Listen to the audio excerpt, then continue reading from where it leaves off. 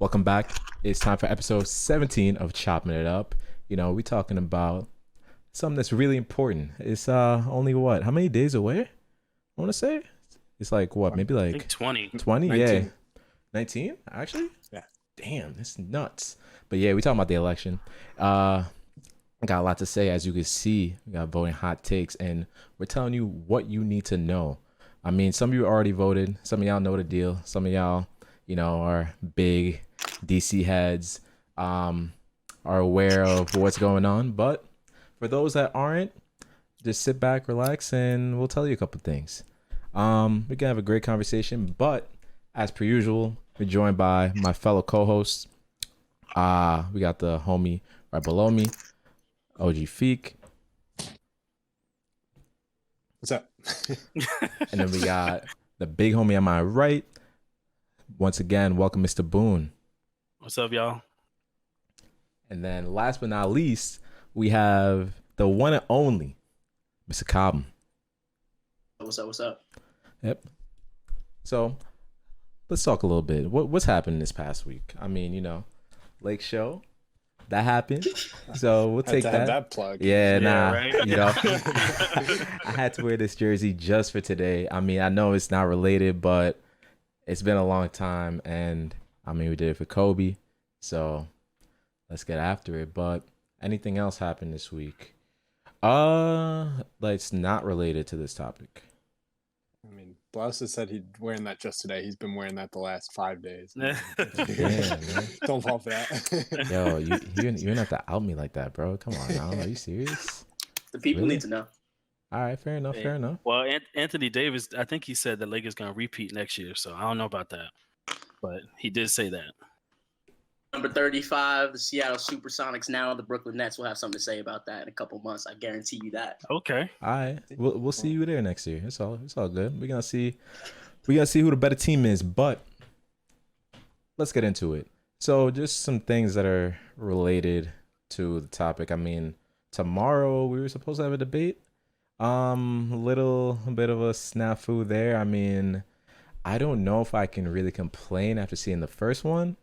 Don't know if I really want to watch another one. I might just do it because, as human beings, we just love torturing ourselves. So let's see what happens. But apparently there are 2 town halls tomorrow, if I'm not mistaken. Same time, same place. Yeah, so I mean, if you're an undecided voter, I mean, it's definitely going to do you good to have 2 things going on at the same time, Yeah, it's going to be fun flipping in between those channels. Mm-hmm. Well, actually, that's an interesting point. I wonder how many people are actually going to flip in between. Because now that we have the option of just watching one, people get caught in our silos. Maybe the blue Democrat people are going to be watching Biden, Republicans will be watching Trump, and nothing changes. I don't know. Echo chambers, Be right? surprised if Trump got real upset on Friday morning when he finds out that Biden beat him in the ratings. Oh, God. Oh, If you're an yeah. undecided voter, why would you spend an hour and a half, 2 hours watching Trump say things that he's going to say on his Twitter feed anyway? Right? That's true. You have an opportunity to listen to the opposition, and for the Good first time in an uninterrupted fashion. Right. No way in which Trump ends up getting more viewers. Yeah. And the other interesting dynamic is, too, that Trump is going to be conversing, quote unquote, with voters. This is a town hall. I believe it's a town hall style event. Mm-hmm. And, we know Biden's been able to connect with people. That's just what he does. It's interesting to see how Trump and that dynamic between he and the voters, especially if there's somewhat hostile questions. Let's see what that's like. Who's moderating? But Or I guess it's not really Not Chris moderating. Wallace. Chris packed up and Mr. went President. home. Mr. President. I mean, I feel bad for the guy. Please. Like, he had to have known who he was walking into. Like, there's no way. I mean, Yeah. couldn't be me. That's all I gotta say. Just couldn't be me. I cannot. And here's my thing. Just like thinking about it, like, it's the 21st century. Why? It's 2020. Why is it that they can't just cut the mic? Like, I'm talking right now, but you couldn't hear a single thing that I said right there. Literally Can't cut one the button. president's mic. One You button. can't. As much as he is an overgrown human-sized Cheeto puff, you can't cut off the president of the United States microphone. I don't mean, know. Like physically, you can obviously, but this has already been demeaned so much. You just literally shut this man up on national television when he theoretically is supposed to have an opportunity to speak to the American public. That's no good result for that. Nothing positive comes out of that. that is true. I mean, you never told no lie. I guess. I mean, as I guess in theory, it's a great idea. In application, I don't know. I mean, couldn't you imagine Trump? Like, let's say that you mute his mic. I wouldn't be surprised if he just starts screaming and trying to get picked up by true. Biden's mic. I wouldn't be surprised if he walked across the stage and started speaking directly into Biden's mic. Yeah, I wouldn't be surprised if he just started throwing up gang signs in his own pew. Like he could do anything, and I would not be surprised. Oh my goodness! Wait, talk about really quick before we like really get into everything. Do y'all see the edit? The 8 Mile edit. No one saw that. The 8 Mile edit for the first debate. Damn, I gotta find that. I gotta find that and put that in the chat. Yeah, for those that did see it, oh my goodness, that was hysterical. You know, my guy B Rap going crazy, but yeah. So all right, guys, let's get into it. So talking about voting, the first time that we discussed this, we just said, hey, this just might be to a lot of people, and in our opinion, it is the most important election of our lifetime. I mean, granted, we're only about 25. However, even for a lot of people that are older than us, this is the most important election of their lifetime as well. So we're gonna talk today about, you know, like the little like intricacies of the election, like basically how do we get here? Like how are these movements where they're at? What goes into the actual decision making with the Electoral College and how that applies? Because a lot of people, I mean, you hear that, oh, well, California has 55 delegates, New York has 29, but a lot of people don't really understand how exactly that works. So we're gonna shed a little bit of light on that, and then just kind of look at campaigning as a whole and see. We have someone who has some experience with that, so we'll just see if we can shed a little light on that. So just right off the bat, I mean, so you vote, you place one vote, and then it's counted. We got the popular vote, tallies up all the votes, but a lot of times you'll see the popular vote be won, but then, well, not a lot of times. You'll see times where the popular vote will be won, and then that's not your president. So, Jared, I know you were discussing that. So tell us a little bit more. Well, it's happened only a couple times in American history, predominantly in 2000 when Bush beat Al Gore. A little clear the throat right there, huh? Yeah, that's why beat in context, you know, and I don't know what that means. But it also happened in 2016 when Hillary Clinton won 3 million more votes than Donald Trump won the Electoral College. So like as a voter, first I'll speak to it as a voter. It's frustrating when you see one total and then you see another total and you think, well, okay, well, it's just like in any other American way of life, the person who has the most wins. We're a capitalist society. That's the way our society tends to work. You have the most money, you tend to have a lot of power. You have the most votes in a democracy, you should win. That's not the way that it necessarily works because of the way the Electoral College functions. So going back to 2016, I can remember thinking, as the votes were coming in, this just doesn't feel right. Where did this even come from? Its roots go all the way back to the creation of the Constitution, and the institution of slavery, with Southern states agreeing to the 3/5 compromise, so that African Americans would count as 3/5 of a human being, so they can have more representation in the South. So it's a very convoluted system, and it begs the question, like, does our vote even matter? Does our vote even count? When someone can win by 3 million votes, but lose the Electoral College, does our vote even matter? So I'll leave that question to you guys. What do you think? Does our vote matter in this system?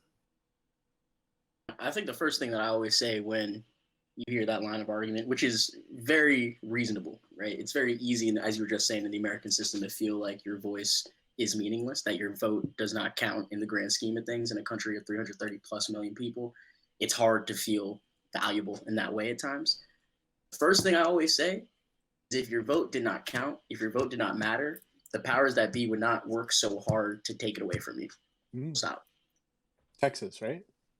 Texas, Wisconsin, Ohio, Georgia is a horrible, horrible culprit of this. You see any number of mechanisms used to try to make it harder for people to vote, voter ID laws, veritable poll taxes, as we're seeing in Florida with the formerly incarcerated now being required to pay all of their court fees before they're actually given the franchise back.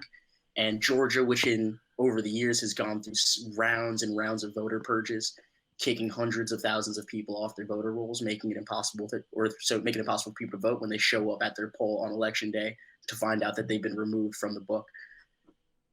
They're not doing that because your vote doesn't count. They're doing that because they know if enough people vote, and they being Republicans know that if enough people vote, they will lose just about every election. Their positions are not popular. Their legislative actions are not popular. But they have a electoral majority because through migration patterns, clustering in big cities on the two coasts because of economic opportunities, you've seen people self-sort in a way. So there are enough people that consistently vote Republican in enough states so that they can just barely squeak by an electoral college majority in presidential elections. And they focus more on down ballot elections, so they control state houses, so they control the process that decides what the lines look out like for our congressional districts. Yes. And that's just a taste of what is part and parcel of a much larger project. Republicans are trying to find any way they can to institutionally entrench themselves in power. So yes, it's definitely difficult to feel like any singular vote in a number of hundreds of millions is particularly relevant, is particularly impactful. If it wasn't, it wouldn't be this hard to vote. Ultimately, yes, just because the electors in the Electoral College are ultimately the ones that place the votes that count, determining how they can vote still makes a huge difference. Every single vote still makes a huge difference in that process. I'm going to push back a little bit on this and play devil's advocate because, the news came out earlier this week. Shaq came out and he said, as a black man, he's been alive for a long time, very rich, does a lot of great stuff in my city in Newark, his hometown. But he said he had never voted before. He wasn't registered to vote. So as a Democrat, I'm a Democrat. In New Jersey, I don't know how many electoral college votes New Jersey has, but if I cast my ballot, there's virtually no chance, due to just sheer population, that a Republican candidate for president will win in New Jersey. Just because the numbers of registered Democrats outweigh the number of registered Republicans. So as someone who, like Shaquille O'Neal, grew up in Newark, or someone who's got two jobs and they're trying to provide for their kids, and they're thinking, oh, what reason do I have to go out and vote if I'm a Republican in New Jersey and I know that my candidate will never win, or I'm a Democrat in Wyoming and I know that my candidate will never win? What's the point? What's the point to go out there and pull the lever, or in this case, submit your vote by mail? Definitely, I hear you on that. And I'm from Brooklyn. Voting in New York at times does not feel like the most effective way to create change, insofar as your choices are somewhat limited at times. But I'd say two things to that. First, vote still counts. Just because it is unlikely that it will be a tipping point, it will be the deciding vote in your state, doesn't mean that it doesn't count. It ultimately is still going towards the decision-making process that your state has determined for the presidential election. That's not a satisfying answer by any stretch of the imagination, and I understand that, which gets to the second point, which is vote definitely does not have equal impact as every other American. That is very different than saying that your vote does not count, right? If you are a single Democratic voter living in Ohio, I would say, and it's mathematically solvable, that your vote has X times more of an impact on the determination of who will win the election as your vote is if you were in New York. That's going to be true in any number of states. And that is definitely a huge detriment to the Electoral College. It makes it harder for people to feel like they're having an equal impact on the election. And there's not really anything you can say about that. That's just a fact of the math. But at the same time, not to get overly corny, but there is something special about voting. You know what I mean? Like, there is something special about still being a part of the process. You're not the determining factor, no, but you are still part of something much larger than yourself. I think there's value in that. And you get that nice little sticker at the end. So, I mean, you Get can't a complain nice about sticker. that. Yeah. You put that on your computer. People love that sticker. Yeah. That sticker goes a long way.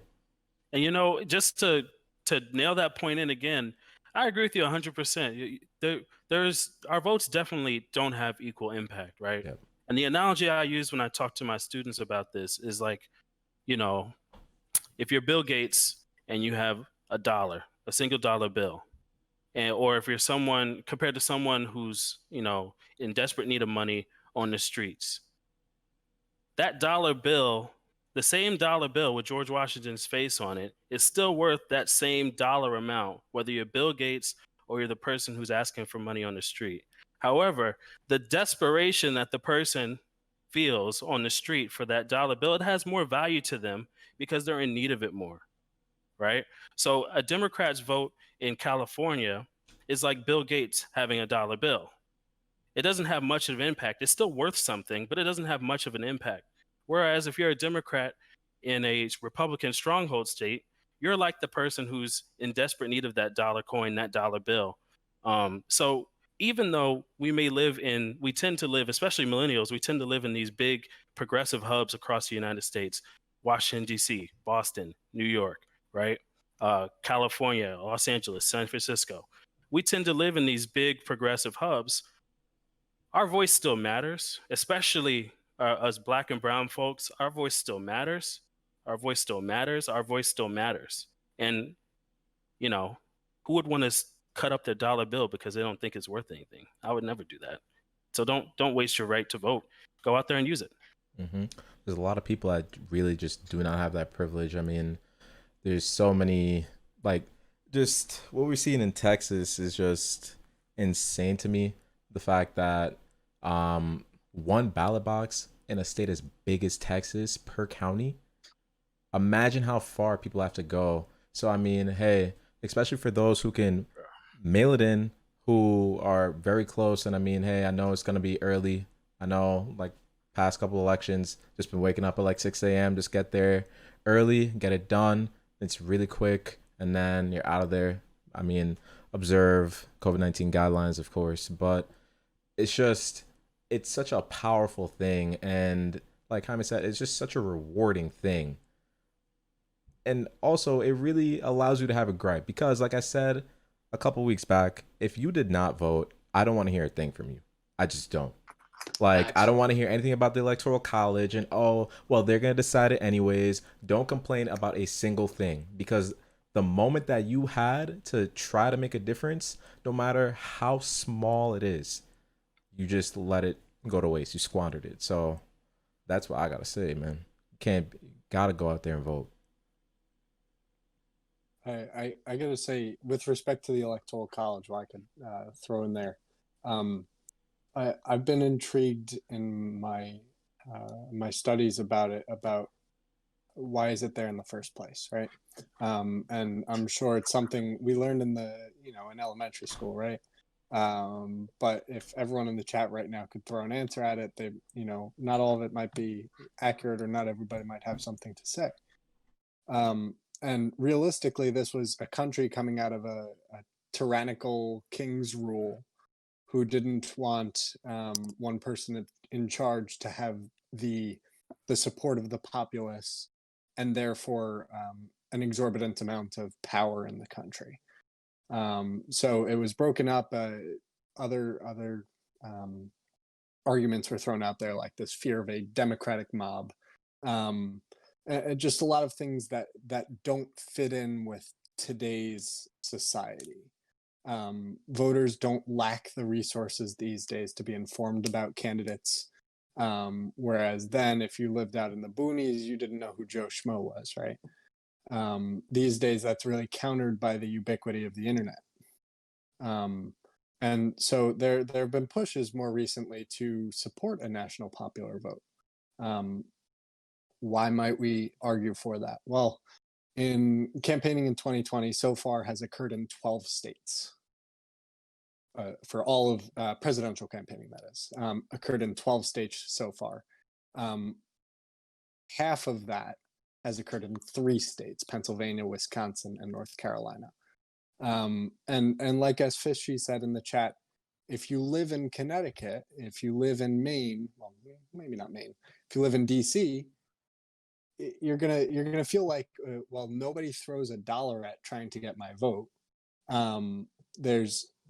My vote has little impact, to throw the Bill Gates analogy in there. Yes, an impact, but little compared to anybody else. And so there's this push for the national popular vote, which Blouses just threw an action in there. So if you do ! popular vote, that's a little information about it. So I always thought that was interesting. Yeah, I think that's an interesting point. But it depends on your political perspective. I think, people who lean more left would say, yeah, national popular vote, that'd be great, because that pretty much landlocks progressive candidates to win significant offices for generations to come, just based off of pure numbers. There are more young people. And people who live in these progressive hubs than there are people who don't. And the people who don't live in these progressive hubs tend to be more conservative. So just by pure numbers, a Republican might say, oh, that's a terrible idea. But let's forget the politics. Is it right or wrong? Is it right or wrong that someone could win 3 million more votes and then lose? Is it right or wrong that someone could campaign in 12 states and forget the other 38, right? Or should everyone's voice truly be heard through a national popular vote? I would say, yeah, I'm with that. I really like the idea of a national popular vote, but we can't necessarily think of it as a catch-all solution, right? Because a lot of the problems that we just brought up are still going to exist if there was a national popular vote. Mm-hmm.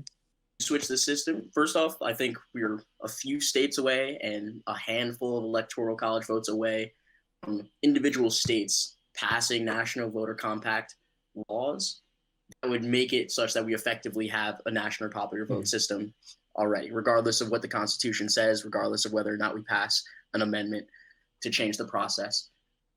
But if we go to a national popular vote, you're then going to see the dynamic shift where candidates probably end up going to the coasts, to the most populous states in the South, major cities in the Midwest. Cities, yeah. And that's about it. And it might, there's a world in which they're capturing more people by simply going to the city. I mean, almost in definition, they will capture more people by just going to cities and major locations. But then we're going to be in a situation where rural America, which already feels largely ignored by the government, which already feels largely ignored by our national culture and national conversation, they're going to be entirely ignored.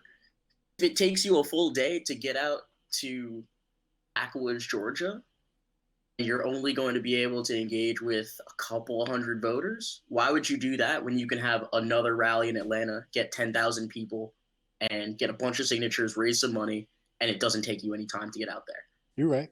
The logistics of it would create a whole new set of problems. And I'm not going to pretend as if I know what all of them are. And I'm not going to pretend as if those problems outweigh the benefits from actually making sure that every single person feels that they have an equal say in determining the highest role in our government. But we should also spend some time thinking about that in some serious way. Yeah, and also we have to ask ourselves, like, what kind of democracy do we want to be? Because the founders established us as a republic, a representative government where we elect people to represent us. The move toward a more national popular vote would be making us more of like a pure democracy where, one person's vote really is their say, and it could sway the entire election depending on how many people are persuaded. Good question to think about. I think that would have a huge benefit for turnout too.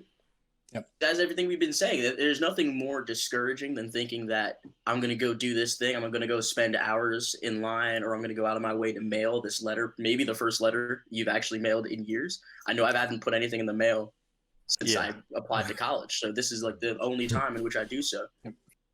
Why would I go through all that trouble if I don't think the action is going to have any ultimate impact? Flip the script and make it such that every single vote counts towards one total. And so, honestly, I think not only will you get people showing up, but I think there's also some level of cohesion that might come from it, because suddenly the Republicans in California realize they have a lot in common with people in the grasslands in Iowa or what have you, and vice versa for Democrats in Brooklyn and in maybe border towns in Texas, for example. There is something there. Having an ability to show that we are all voting for one person, we are all interested in one person and leading us as a country, that can do something. I don't know if it will, but it's a possibility. Yeah. So just want to kind of segue into, we're in this current state. We have the current incumbent, Donald Trump, and it has been quite the ride, I'll say. I'll just leave it at that. It's been quite the ride. I like to look at 2016 as probably, I mean, I may be wrong, but it might be the greatest social experiment in American politics. That, at least that I can remember, in our lifetime, possibly. For the time when, I don't know. Well, that was, ask, right? yeah. I mean, yeah, it really does depend who you ask. I mean, but I would say it's very divergent from what we know of the party that the president represents. So how about we kind of take a little trip down memory lane and just think about how we got to this point. Jaime, I know you had some insight on this and how we went from, say, the Reagan era to Make America Great Again. Certainly. And it's much more of a straight line than it might seem like when you're looking at it up close. When we're focusing so much on the last 4 years, it's harder to see the connections. But if you look at the history, after Watergate, we had gone through a solid generation and a half of New Deal liberals, more or less, running American government. We saw the powers of government expand. We saw union membership expand. We saw our country move towards what a lot of people still think of it as nostalgically, the country where we make things and then we sell them in this country. And there is a standard of living that is relatively high for all people. And by all people, I mean white people. And then you have Watergate, and the American confidence in government collapses. The bottom falls out. And in that vacuum of confidence in the idea of government, a couple of things happen. One, it's much harder to convince the public that the government not only has a responsibility, but is interested in helping people. After you just saw the highest office in the land succumb to pretty poorly executed espionage to try to win an election, right? It is harder to believe in the idea that government is on your side when they look like they're just playing games with each other. And then on the other end, outside of the halls of government, you had wealthy donors coalesce in a way that hadn't happened previously. What are we talking about? A lot of names that you'd recognize. You think about the Kochs, and they really start getting much more active in political investing, is the way that I think of it. In the 70s, you look at the Mellon family, you look at the DeVos family, Betsy DeVos, and a number of other very, very wealthy families. And they took advantage of a series of really tax loopholes to create foundations. And they use those foundations to launder extreme ideas. What does that mean? In the 70s, before you have the Reagan era, there is not the same type of dogmatic commitment to the idea that free markets can solve all of our problems. But you had a small number of very, very, very wealthy oligarch type people in the country that were intent on making that a mainstream notion. And how do you take something that is antithetical to the way that government has run to that point? Because for the last 40 some odd years previous to that, Keynesianism big government can solve bad markets effectively had been the dominant theory in Washington, had been the dominant theory in government theory in general. So get all these wealthy guys, they have one idea, markets are everything. How do you make that normal? First, you spend a lot of money on think tanks. You create think tanks in a real way. You donate tens, if not tens of millions of dollars, create places like the Cato Institute, places like Heritage Foundation, Oh yes. the Mercator Center in George Mason. And then you hire a bunch of professors, professional smart people, effectively, and you give them a financial incentive to say things that align with your own business incentives, with your own business interests, such as the best way to solve poverty, the best way to get people to work, the best way to solve America's problems is to reduce the size of government. So you have that type of thinking that had formed earlier in the 60s as a response to the civil rights movement. The John Birch Society, for example, is one group that was very committed to these sets of ideas. They also were very committed to the idea of racism, but that comes later. That's a slightly separate question. And you just keep throwing money at the issue, and you keep telling these professional smart people to keep writing about these ideas that you think are the core of the future of the country that at the time were still fringe. And over time, you get enough people to adopt those ways of thinking, it becomes mainstream. You fund enough campaigns such that people that have already adopted your way of thinking are not just mainstream, but they are a part of the establishment now. The Newt Gingriches of the world in the 90s, the Ronald Reagans of the world, quite frankly. And once you've done that, you couple that with the fact that people don't necessarily believe in the efficacy of government anymore. You have this alternative idea that government is the problem and us, the people and markets that we create, can solve everything. And suddenly you create the appearance of a logical next step for American government, which is shrink in size, shrink in mandate, and let people more or less figure it out on their own. And then slowly but surely we end up here. First, they put forward someone like Ronald Reagan, who doubles down, changes the tax code to make it easier to do these types of things, make it easier to launder your ideas through supposedly legitimate institutions. And then you create Newt Gingrich and the Republican Reformation in Congress. And then the entire project is undergirded by this idea that they know that the country is passing them by. They know that most people aren't going to benefit from these policies. They being not necessarily the oligarchs that are most supportive of it. Some of them are real true believers in this stuff. But people lower down on the totem pole that are more or less cogs in a much bigger machine. There is an understanding that not everyone will benefit from it. So unless you can make it completely legitimate as quickly as possible, unless you can elect enough people to make it seem as if this has always been the case, this has always been the way we think about things, then it is impossible for this project to survive, impossible for this project to win. And another pillar of this conservative movement project is the Federalist Society, also funded by many of the same people. Federalist Society is a conservative judicial group whose basic sole purpose is to identify and groom Republican, conservative legal thinkers, legal scholars, and groom them for judgeships down the road, and make sure that when they're actually appointed and confirmed, that they sit on the bench and give out incredibly conservative rulings. And the most recent, most notable example of the Federalist Society is Amy Coney Barrett, who is going to be the next Associate Justice on the Supreme Court. The only reason why she's able to get that seat is because her last judicial posting was a seat that was open during the Obama administration that Mitch McConnell, who receives money from many of these groups, such as American for Prosperity, which is a Koch brothers organization back in the day,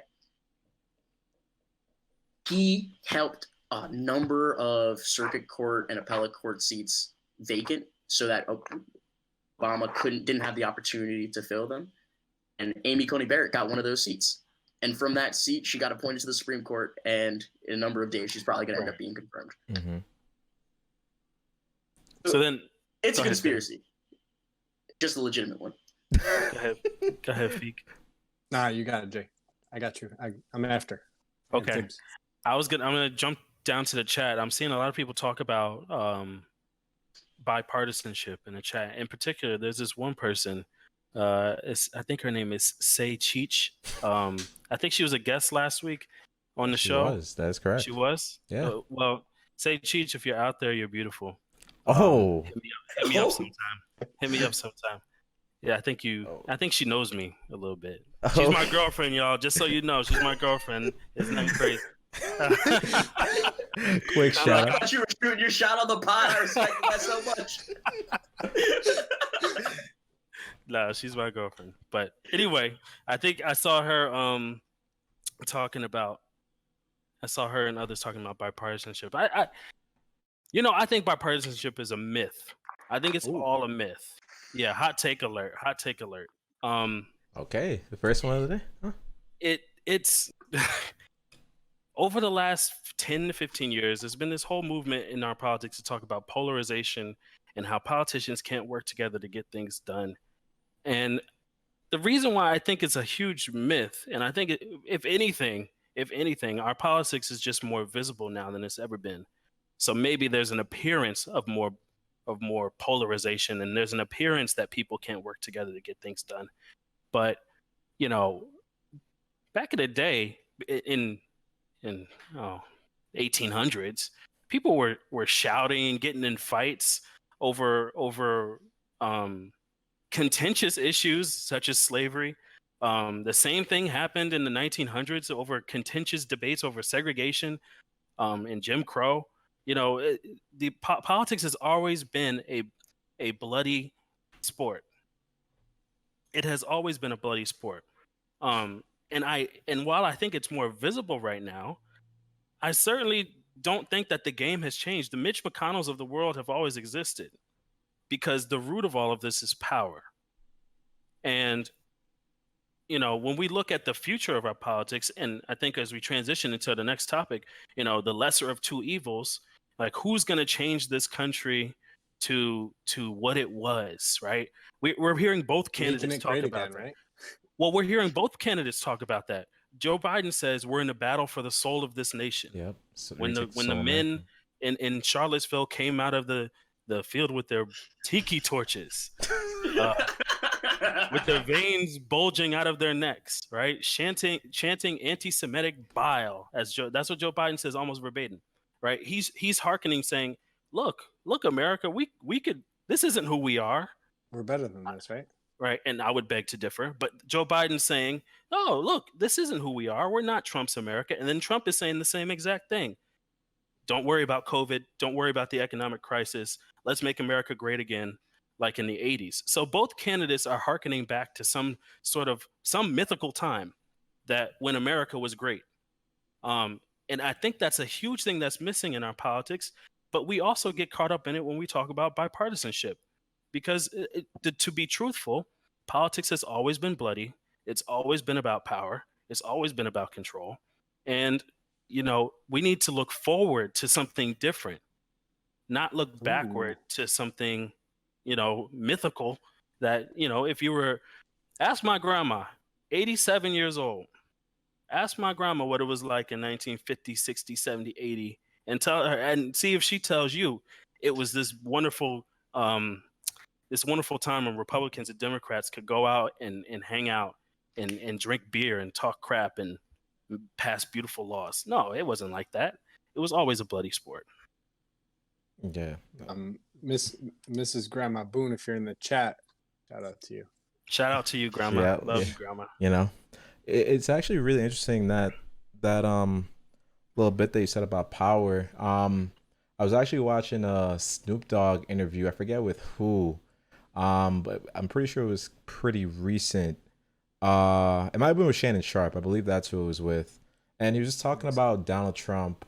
I mean, we've all known Donald Trump for the longest. The Apprentice, see him on WWE. I mean, Kelly Loeffler kind of threw it back to a little Monday Night Raw action with COVID. I'm not gonna lie, I love that. See, it's one of those things. Like, it's funny. And like Donald Trump can be funny, exactly. And then it's like, wait a minute, this is funny, but like, isn't this guy supposed to be held to like a higher standard? Like, isn't he supposed to be on like a different level? Like, isn't that didn't he shave Vince McMahon's head too. He did. He did. The most powerful man in the world shaved Vince McMahon's head back in the day, right? Yep. Mm-hmm. He was definitely dancing in Guy has the nuclear YMCA. codes. Yep. Guy was dancing with his finger on the button. To be honest with you, yesterday it was crazy. I couldn't believe that. But Snoop Dogg was saying like, oh, Trump was cool. Like he had money. Another one of those big wigs with money. Like, no problems, whatnot. I mean, who knows what the extent of their dealings were, but it was like as soon as he got power and learned to harness that power, that's when it got dangerous. Because you got guys like Bill Gates and other billionaires got a lot of money, got a lot of swing, but it's a very different game when you control when you're the leader of the free world. Like, that idea of power, it kind of like when you have that level of power, like there's so much that you can do, and if you don't have the right person in there, then you really open up a can of worms. Like, how can you really have bipartisanship at that point? Like, it's really kind of one way or no way, in a sense. So just the level of power in politics and in government is just something I think we need to look at in the future, personally. Yeah, I agree. I mean, and then also, like, look at how much power we give people just by a like or a view. I think that has shifted a lot of the dynamics in politics too, because that's the sole reason that Trump tweets so much, is because he can get a message out there in less than, with his Twitter fingers, if you're listening, Mr. President, he can get a message out there in 15 seconds and it can be, viewed by 100 million people. But, how do we have the ability to turn it off? Do we have the ability to say, you know what, I'm not giving oxygen to this?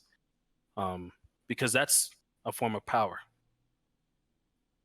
Yeah, I mean, I think that kind of gets back to the idea of muting the president's mic. Like, there's only so much we can tune out the person that is in charge of our government. Yeah. Because you tune them out too much and suddenly you're missing some of the more damaging things that could be coming your way over the next couple of weeks or months. That's true. Mm-hmm. That's not to say that we necessarily need to elevate everything that he says. That's definitely not to say that we need to publicize every tweet that comes out of his feed, but tune him out. Yeah, it's like the floodgates are really just open. It's just unfortunate because it's kind of like the ignorance is bliss kind of saying that applies here, in my opinion. Like, okay, so you don't see what he's doing, but then when you have the real life effect, it's like, damn, I wish I knew. Like when did this happen? So I mean, it's really, to some people, like a damned if you do, damned if you don't. And I think that kind of takes us into the next thing, which is we got a couple scenarios that we're going to look at. Just the never Trumpers versus like the lesser of two evils pick, and kind of unpacking that, because I know that's a major key in this election for a lot of voters. Even voters that are decided, like they're like, oh, well, like these were the two guys that we got really in 2020, like two guys that are pushing mid to late 70s and don't really represent, especially the millennials that are coming out in full force, I believe. So, Jared, I know you had an insight on that.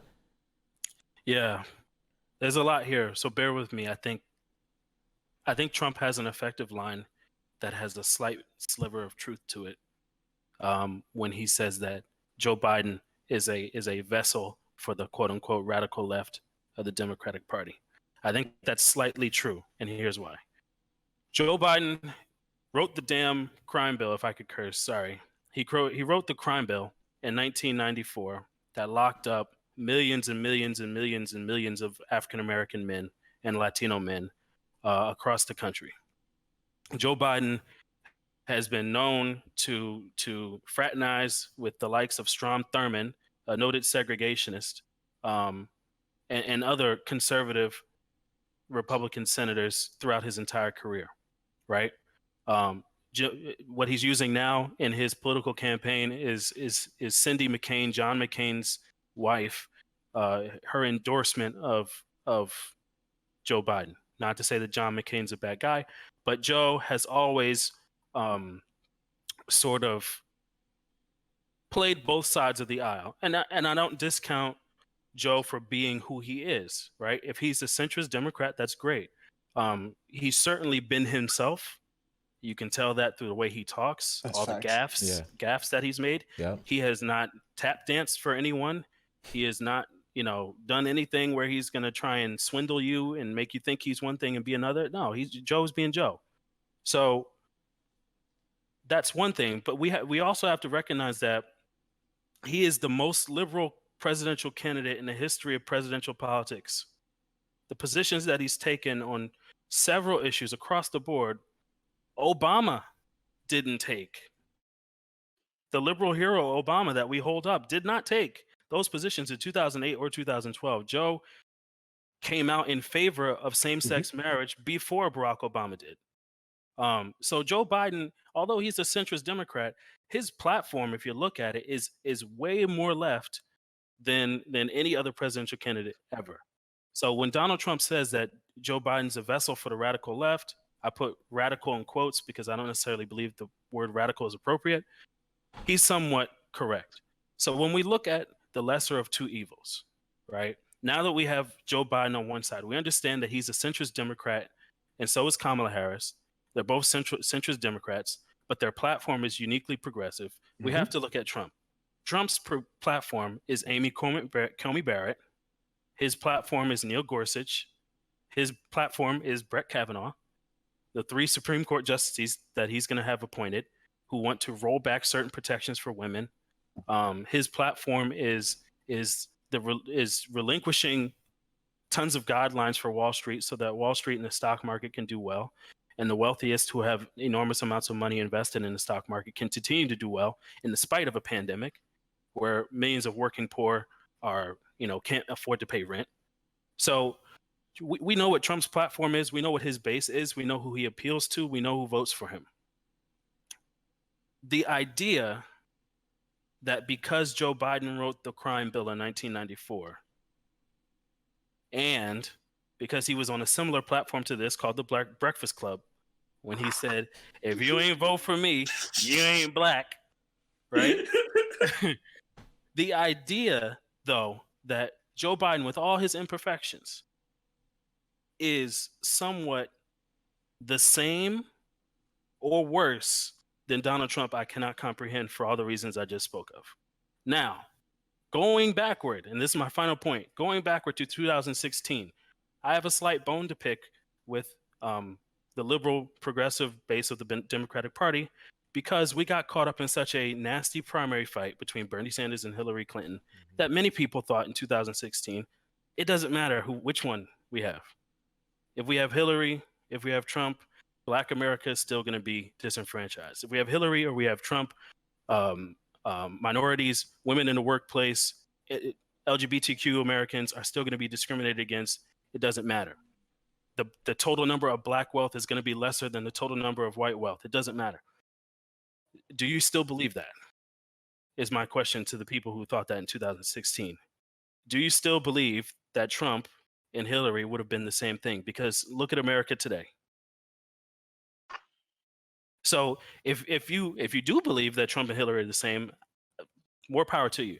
But for myself, I cannot comprehend the argument that Joe Biden, although he wrote the terrible crime bill of 1994, and I'm not excusing that, the idea that he is somewhat the same or worse than Trump, I don't think is accurate.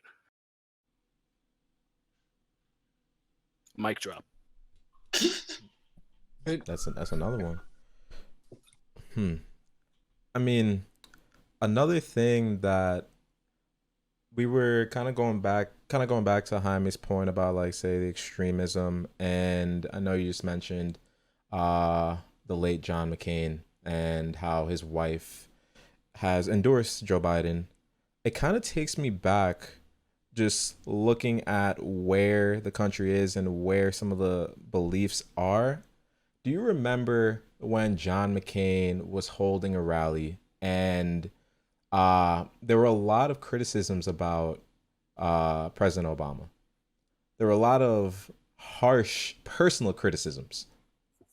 I believe one woman, I can't say that this is a quote word for word, but she said he's an Arab, he's not American, I believe, birtherism, like xenophobia on an all-time high. And then he said, no ma'am, no ma'am, took the mic right away. I believe that those people now have the voice that they've been dying for years. They thought that they would get it with McCain, Romney, something like that. No, but that extremism is like alive and well. I mean, we heard it with the what was it? It was stand back and stand by, stand down, stand by. Stand back and stand by. Proud Boys everywhere. Get ready to throw the dukes up every single polling place you could find. Yeah. So we know where he stands. We know where Trump stands. That's the thing. It's clear as day. The one thing, as much as he's a liar, he's a truth teller, just by looking at his actions. In that regard, thing about like Blouse said with his, or Jared said, we know his platform, right? His platform is three judges. He's hoping for another, right? The day Breyer kicks the bucket or loses his ability to say the 10 words in a row that he can say at the moment. What, looking at the chat, see the Muslim ban, would this be the same conversation if Amy Coney Barrett was a Muslim? Not a chance. Right? What if Amy Coney Barrett came from the other side, and would people say stop questioning how her religious beliefs will factor into her decisions? If Obama had put up a Muslim justice in 2016 instead of Merrick Garland, Republicans probably would have let him have a hearing just so they could talk about Sharia law every single day. Yep.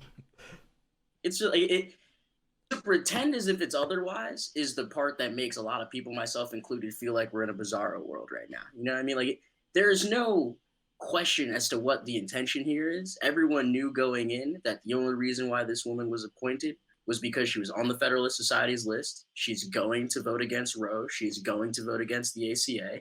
And she is going to vote in favor of conservative policies for the next 40 years.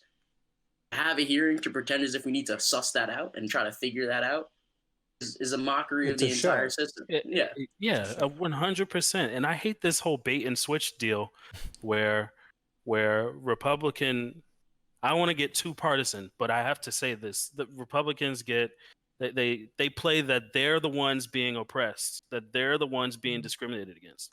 No one's discriminating against Amy Coney Barrett for being Catholic. No one is discriminating against her for being Catholic. I know, I definitely didn't. No one's out there saying, well, we got to get these Catholics out of government. They're ridiculous. Mm-hmm. No one's saying that. But yet the president of the United States says repeatedly that Ilhan, or not repeatedly, but he has said that Ilhan Omar should go back to where she came from. He says that repeatedly. Back over there, right? Yeah, over there.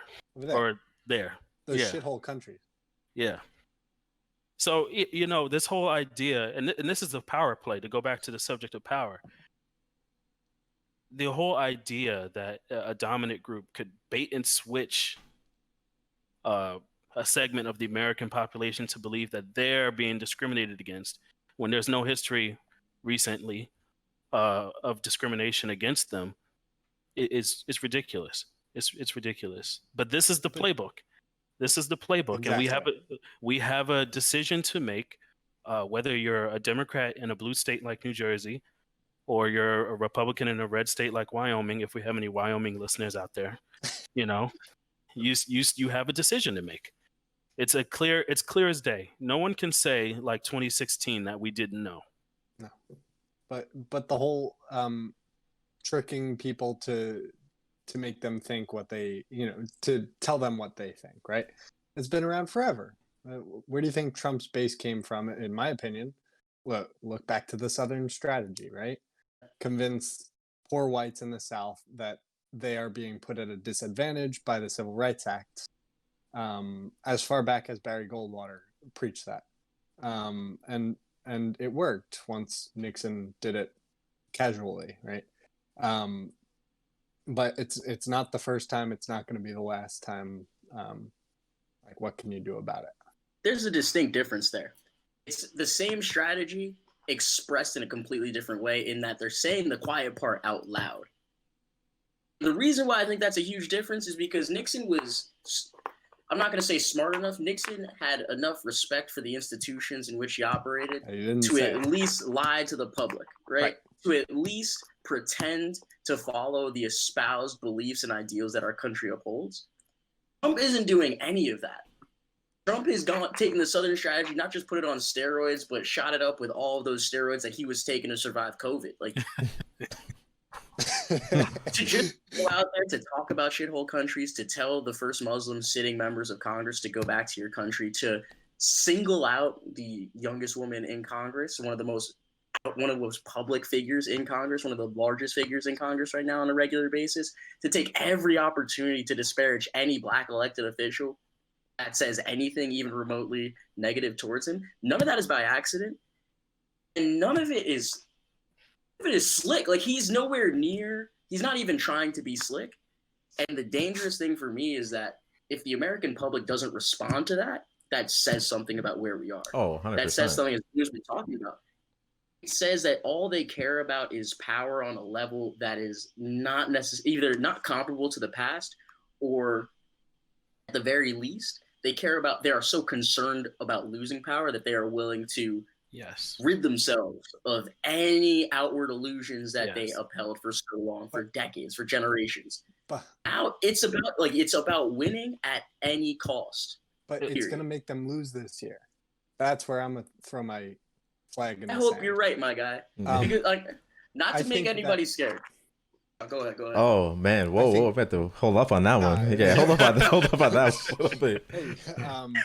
Hey, I think that explicit racism is going to come and bite him in the ass in a month, because of the way that it has divided this country, because it has taken that Southern strategy to a place it's never been before in terms of explicit racism, in terms of dividing the country, in terms of making a Joe Biden work. Right? This isn't our ideal candidate. But he's someone who's saying, in the same way that Trump says, but on the opposite spectrum, we need to bring it back together, right? Mm-hmm. And I think that divisiveness is becoming extraordinarily apparent to those millennials who are taking over the voting, the registration cards. I think Austin, Texas, with 97% of their possible voters being registered, is in response to Trump directly. I think it's going to bite him in the butt this year. So I just have to add this one thing, because you made me think of it, Dan. Feek. The reality is that most racists don't want to feel like they're actually racists. Let them know. That's the buzzword right there. You know, most racists want to believe. Yes, most racists want to believe that because they had a black friend, because they had a black boyfriend, because they played on a black basketball team, that because they have some sort of compatibility with a couple of black people, that they're not racist. I play golf, all right? You run into some people out there playing golf. Ain't many black people out there playing golf. Jared loves golf. Yeah, I just played today.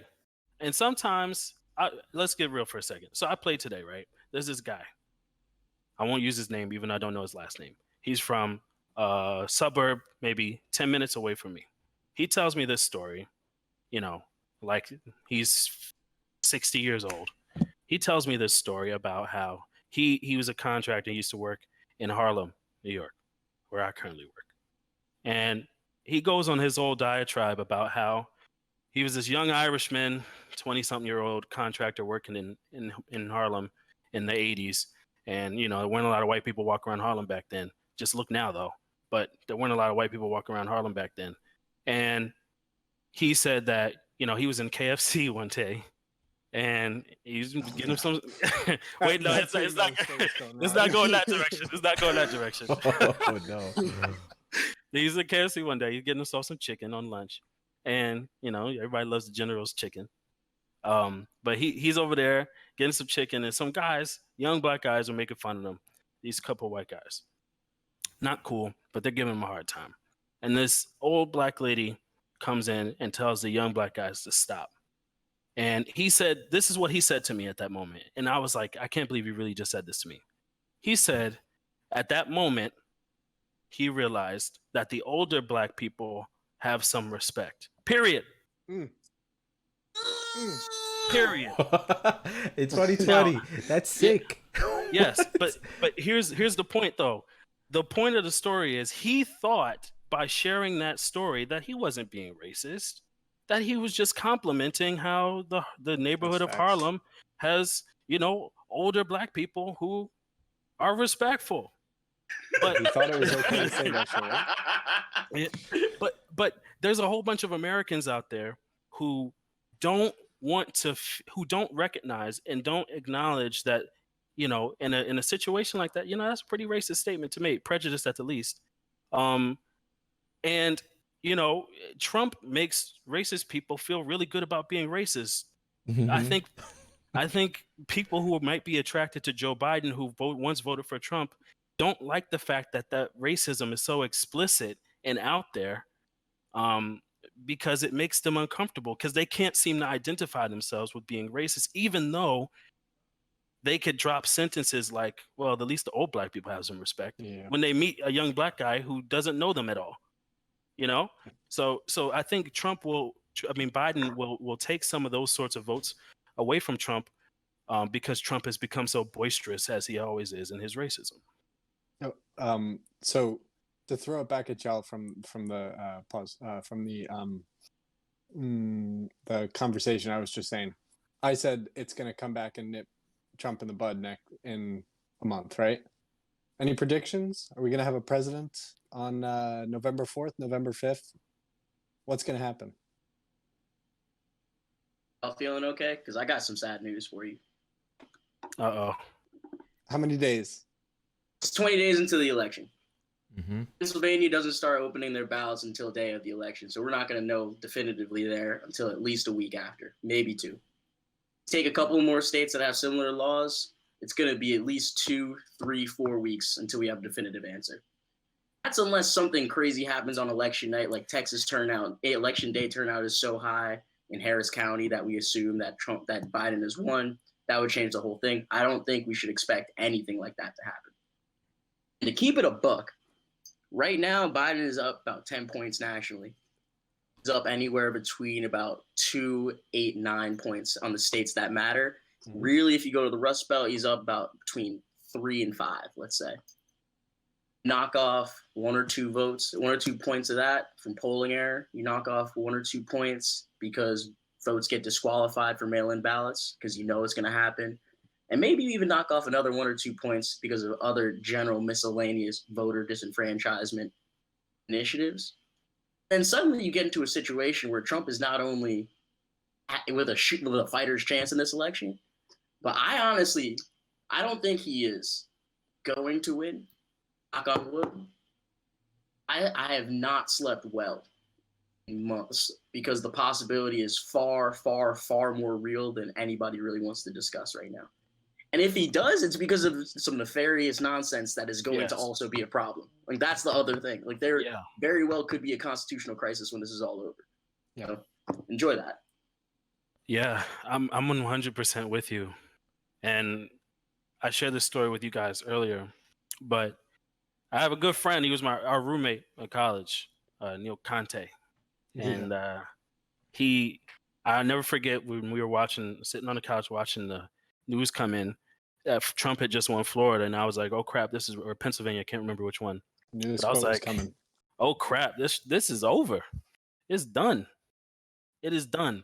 And I sat there, on this campus of 2,900 students, only about, let's say, 10% would be 290, so 5% would be, so I'll say less than 5%, maybe less than 200 of which are African American. And I'm thinking to myself, I can't believe this man just did this. To quote John Stockton, not John Stockton, John Starks from the Knicks. You gotta watch Stockton. But I'm like, I can't believe this man just did this. He just really won this presidency, having no real background in politics, being a failed businessman, a reality TV show host who I used to watch. I used to watch Apprentice. But I was like, I can't believe he really did this. And then Neil Conte turns to me and he was like, you shouldn't be surprised. You shouldn't be surprised. Don't ever underestimate America, quoting his father. So going into 2020, I don't have any expectation. And part of the reason why I don't have an expectation is to protect myself emotionally, because I don't want to be let down again. But the other reason why I don't have any expectation is because at this point in our country's history, there is no reason for any voter to be uninformed. Information is at our fingertips. So, we've had 4 years of a track record.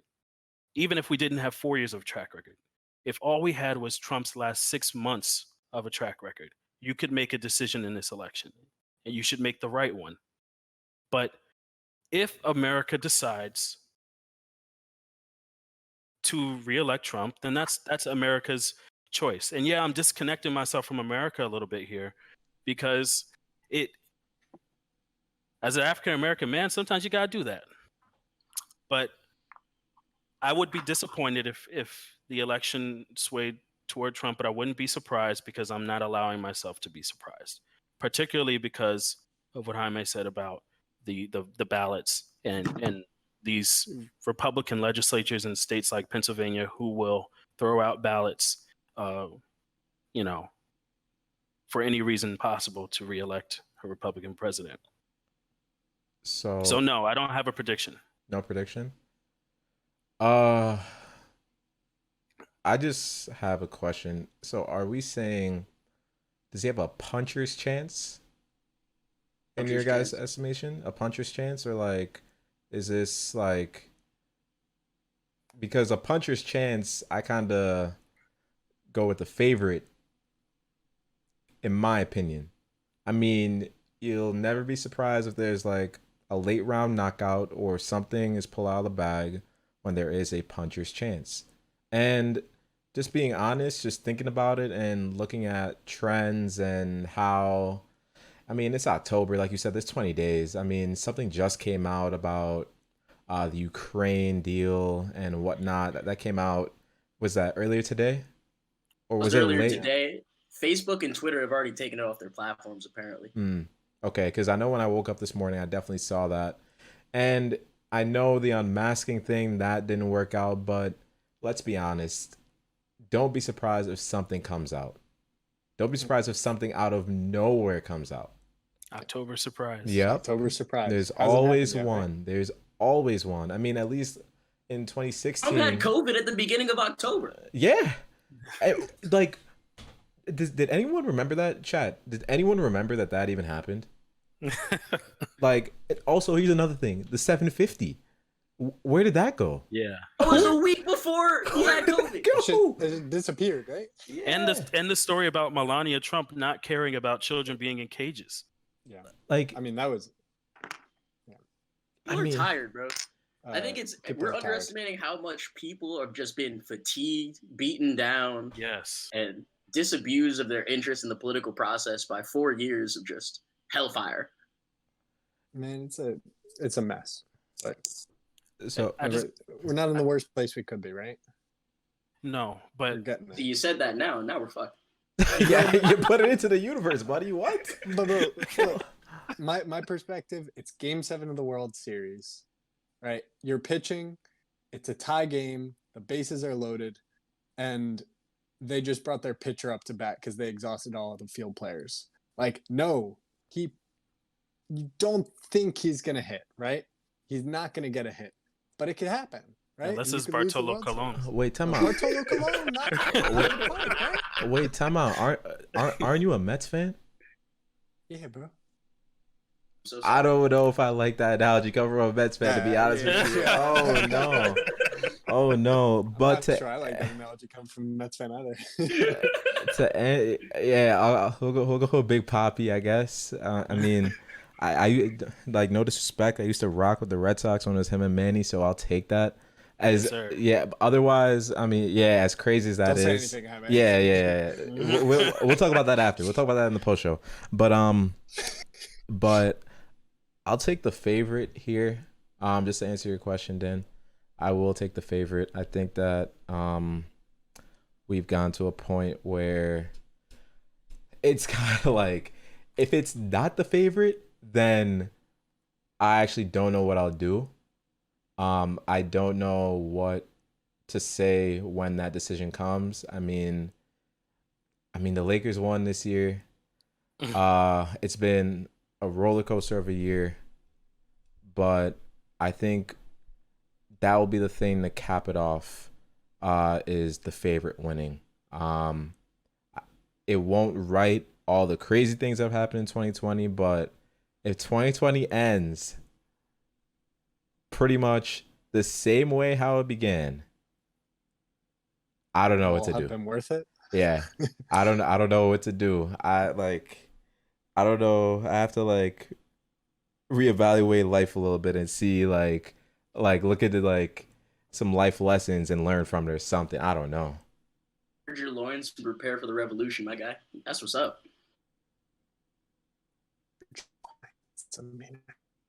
Oh man. Well, so that's the food for thought for you guys for the next 20 days. But as always, remember, your vote counts. Your vote is important. Get out there, whether it's mail in, whether it's going to like somewhere in your neighborhood to go vote. I mean, if you're in Texas, from what I've heard, LeBron has like partnered with Lyft or something like that to get voters out to the drop-off point. So there is hope. Do your best to get out there and vote. If you are healthy and you want to work the polls, observe guidelines, and yeah, man. It's 2020 election. It's big time. Gotta get out there and vote. But just gonna give you guys a quick preview of what's coming up next week. So next week we're talking about artificial intelligence. I know this guy is really excited for that one. That's fun. Yeah, we got a couple of physics buffs Not yet. ready to discuss that with you guys. So I mean, it's gonna be a good one. I mean, I'm gonna learn a couple things myself. So wait, I won't be alone. No, I will not just be you, brother. You're gonna have a couple other buffs. I mean, you guys may just nerd out, one of those. But as always, I just like to thank my fellow co-hosts for doing this with me. I like to thank the chat for sticking around, putting out all those questions, just being here, all the support. It really means so much each and every week. Without you guys, this show would not be the same. So any last words from any of our hosts? Any other words of wisdom that you guys got? Or just words you have not submitted the census just yet. You have a day to do it. Oh yeah. I would say the fate of the world is in your hands. The got over to say the word. Yeah, the fate of the entire universe is in your hands. Don't fumble it. But no, seriously, there's a statistic out there that African American men, there's a good number of us who have voted for Trump or are considering voting for Trump. I'm not here to bash anyone who wants to vote for Trump. You want to vote for Trump, that's your deal.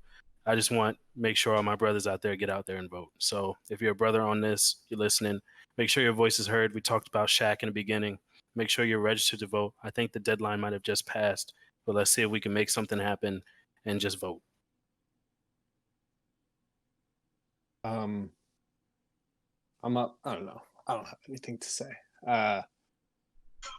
Voter registration in Virginia got extended till tomorrow. So if you live in Virginia, like me, come through. One extra day. Yes, sir. Pull up and vote. Tyler Creator told y'all. Get out there, vote. You're hearing it from all these celebrities. Yeah, what he just did. You saw his hands moving. But as always, we just chopped it up. It was fantastic talking with you guys, and we will see you guys next week. Good night, goodbye, and shout out Matakuds. She's been working hard out there. And that's fishy. and say Cheech. What's up, my guys?